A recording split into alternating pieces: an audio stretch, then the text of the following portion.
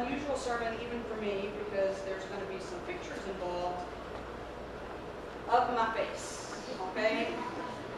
I want to talk about selfies, right? We spend a lot of time nowadays with cell phones or cameras held above our heads trying to take the perfect selfie.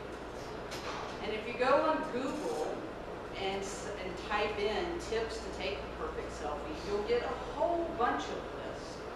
And some even creative folks have managed to come up with something called a selfie stick, which has made it all the way to the White House. Because one of the tips about taking selfies is it's all about lighting, it's all about angles, and it's all about capturing that perfect moment and perfect image of yourself as captured on a cell phone or on a camera. So there's our president with a selfie stick getting a better angle, taking a picture of himself.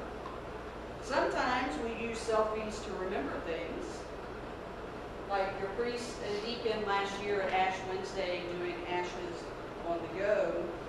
And one of the things that they tell you when you take a selfie is you should have interesting background. And I believe you can never go wrong if you have a dog behind you. Every selfie is better if there's a dog. Now, the interesting thing I think about selfies is we take this moment of capturing light, new sunglasses, that's what's going on here, and a tilt of the head to put forward an image of ourselves on Facebook or Twitter or the show photos.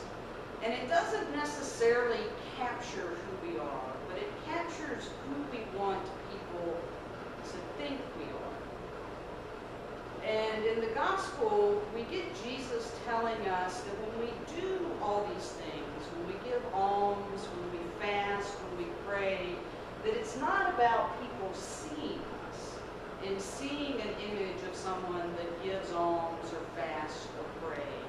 That it should be about what God sees.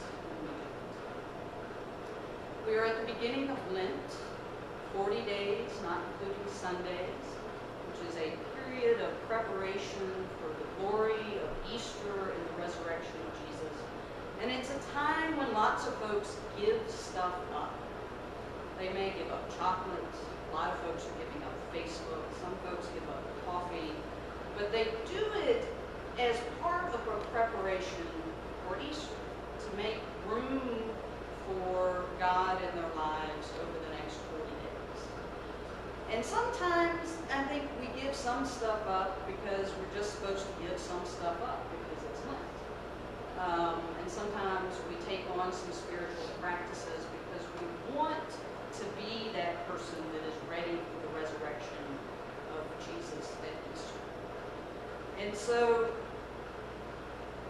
selfies just really kind of struck me because in a way sometimes that's what we do during Lent, is we're trying to create ourselves in an image that we want to see and that we want to be. And used to, before we all had smartphones with cameras, a lot of self-reflection actually happened in a mirror, standing there looking in a mirror, looking at ourselves, wanting to see us be thinner, less gray hair. I always want to be taller than what I am. I have forever. And one of the things that I think that we can kind of keep in mind this Lent, while our cell phones don't tell it to us, our car mirrors do. And that's that the objects in the mirror are closer than they appear. The self that we want to be at the end of Lent is really already here. When we start Lent off with Ash Wednesday, we mark the sign of the cross on our foreheads and we say, remember you are dust, and to dust you shall return. In one way, we are remembering that we are mortal and at some point we will pass from this earth. But in another way, we are remembering that we are made of the dust that God scooped up and breathed life into. All of that possibility that we try to capture with great lighting and good angles and perhaps a cute dog behind you, is already there. It doesn't have to be a trick of the eye or with a selfie stick. We are God's good creation. And the goodness that we are seeking in Lent to develop and find is already here. The objects in the mirror are closer than they appear. We just have to